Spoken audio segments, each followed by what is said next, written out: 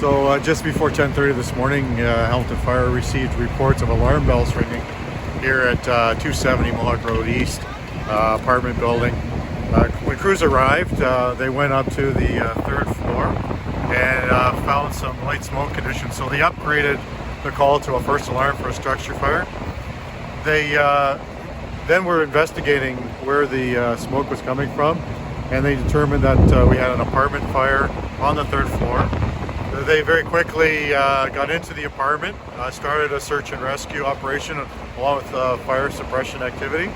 And during search and rescue, they came across a person in the apartment.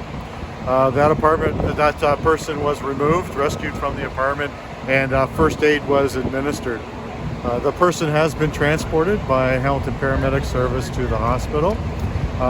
Also, we did, as we were continuing our search, we located a second person further down in the hallway, and that person was also provided first aid, and they also have been transported to the hospital. At this point, no other reports of any injuries. The fire has been contained to an apartment on the third floor. The apartment sustained heavy damage, and pretty much the fire itself was confined to one unit inside that apartment.